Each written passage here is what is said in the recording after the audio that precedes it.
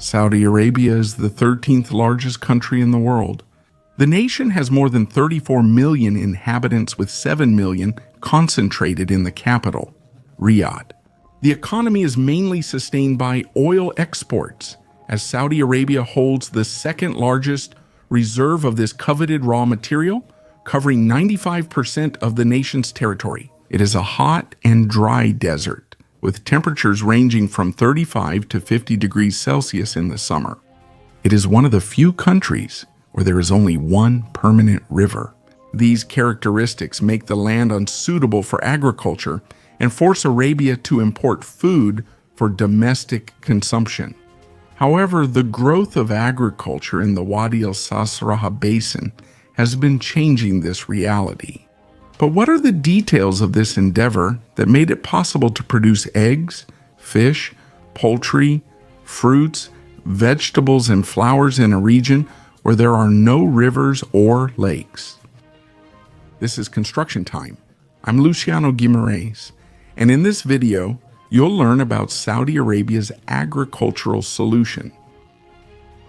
The Arabian Peninsula is located in southern Asia. The region is bordered to the east by the Persian Gulf and the Gulf of Oman, to the south by the Arabian Sea, to the west by the Red Sea, and to the north by Jordan and Iraq. Wadi al-Sasraha is a depression in the northwest of the Arabian Peninsula. Its extent goes from the Azraq oasis in Jordan and stretches south to Saudi Arabia, where most of the valley is located. Historically, it served as a trade and transport route between Syria and Arabia. Explorers say that Wadi al-Sasraha is a sandy and marshy plain with scattered hills. It is in this inhospitable landscape that one of the largest agricultural irrigation projects in the world is operating, transforming the desert into top-quality arable land. In the 1960s, there were only 400 square kilometers of arable land in Saudi Arabia.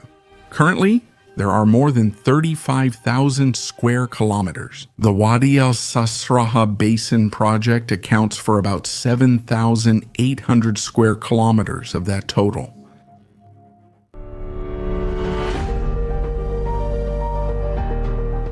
Saudi Arabia is home to one of the oldest examples of rock art in the world. It dates back to the Neolithic period, which ranges from the 10th millennium before Christ to the 3rd millennium before Christ. These artworks are unique, engraved on rocks depicting humans, animals, plants, and various other figures. There are indications that in the past there were lakes in the region that provided fresh water to the population. Then about 5,000 years ago, the region was struck by the so-called Black Millennium, a period of extremely arid climate. When digging wells in an attempt to solve this critical situation, the local populations of the time discovered large aquifers that were responsible for their survival during those times. Currently, these underground water sources are used in the agricultural irrigation project of the Wadi al-Sasraha Basin. The area, described by scholars as a sandy and swampy plain with scattered hills, has been completely transformed through the use of irrigation. Through central pivot methods, the agricultural fields of Arabia have been gradually developed over the past 26 years. Satellite images released in the media around the world show the evolution of green areas since 1886, when everything was practically just desert. One of the reasons for carrying out the irrigation project is the concern with the country's food security. Today, Arabia depends on other countries to feed its population, importing 70% of all the food and drink it consumes. And how was the project built, and how does it work?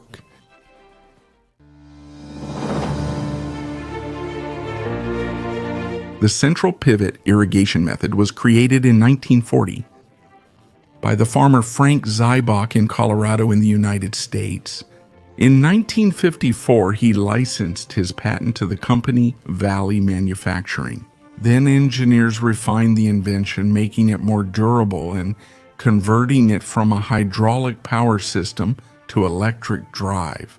Since then, the method has grown in popularity and is being widely used. In central pivot irrigation, the process is done by aerial sprinkling, which requires several segments of galvanized steel or aluminum pipes, with sprinklers positioned along its length, joined and supported by trusses and mounted on drive towers equipped with wheels.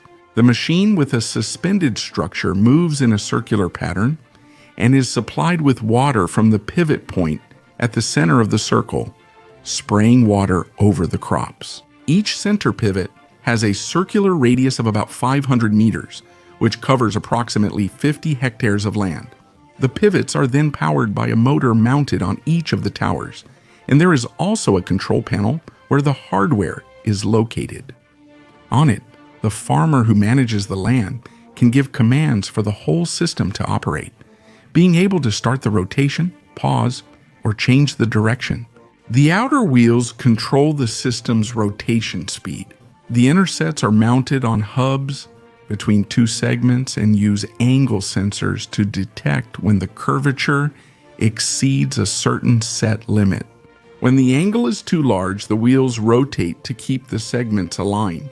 A full rotation lasts on average 3 days. When looking at satellite photos, it seems that the green fields form an apparently random path.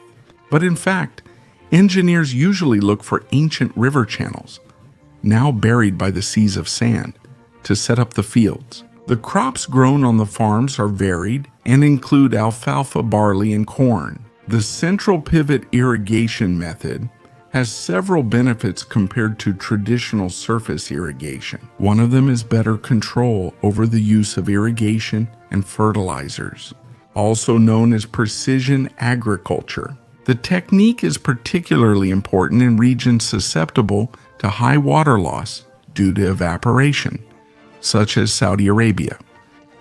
With this agricultural system, evaporation losses can be minimized by controlling the quality and timing of water application in the green circles.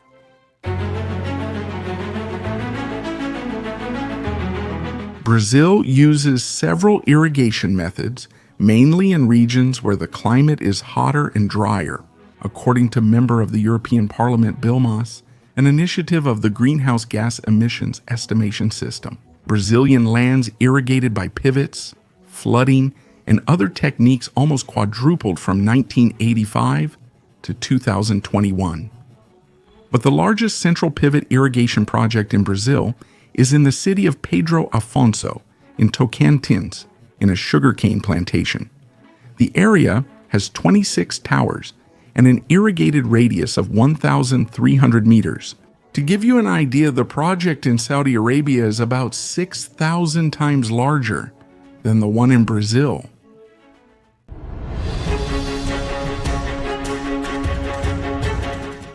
Despite all the positive aspects, the central pivot irrigation system has a high initial installation cost. The mechanical arm and the supporting infrastructure can be expensive, making it a multi-million-dollar investment when it comes to large projects. However, in the long run, the investment can be profitable since labor costs are reduced compared to conventional irrigation projects. In the Saudi Arabia project, even with several benefits achieved, there is a concerning factor. The region is suffering from intense depletion of water in its underground aquifers and a breakdown of its agriculture as a consequence. When intensive modern agriculture began, the nation had 500 cubic kilometers of water under the desert, but 21 cubic kilometers were pumped to the surface annually for use on farms. Since there is almost no rainfall in the region, these water reservoirs are not replenished. Experts estimate that at least 4/5 of the fossil water in Saudi reserves is already gone. In other words, one of the planet's largest freshwater resources has been almost completely depleted. And since these sources are not renewable, experts on the subject say that the water supply from the wells should last at most another 50 or 60 years.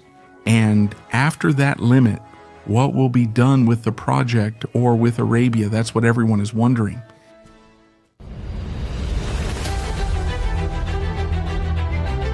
With the imminent depletion of groundwater, the future of the al-Sasraha Basin irrigation project is still uncertain. Saudi Arabia is already adopting new strategic measures to continue enabling food production for domestic consumption. One of them was the ban on wheat cultivation, due to the large amount of water required for it. Another important initiative is the Vision 2030 plan, which aims to end dependence on oil, diversify energy sources, and the country's economy. Additionally, the government began encouraging the use of techniques to monitor agricultural crops. Satellite data collection systems were installed to monitor water consumption in crops and determine which types of crops yield the best production results. This way, it is possible to optimize the use of resources and avoid waste. In addition, what is known is that the Saudi government has already become one of the largest buyers of foreign agricultural land, having acquired large plots of land in countries such as the United States, Argentina, and Senegal. The measure seems like a desperate move to secure adequate spaces for food production in the future. But an important initiative to diversify the country's resources and reduce its dependence on oil is an incentive for tourism. Saudi Arabia has historically been known as a closed country with strict laws and little interaction with other nations. However, since 2019, Saudi Arabia has been issuing visas to foreign tourists from various countries, a clear demonstration that it will further relax this scenario.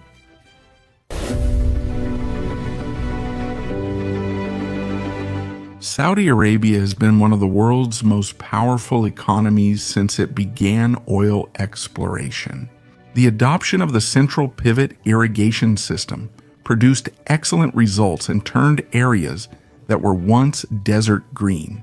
However, time goes by and requires a different approach from the government to face new challenges related to the depletion of groundwater and dependence on oil. At this moment, when the whole world is rushing to provide clean energy sources, Saudi Arabia knows that the kingdom of oil is coming to an end. The measures taken now will determine whether Saudi Arabia will be able to reinvent itself and continue to stand out as a powerhouse, or if it will rely only on the victories of the past, which would certainly lead it to become irrelevant in the future. Thank you for watching until the end.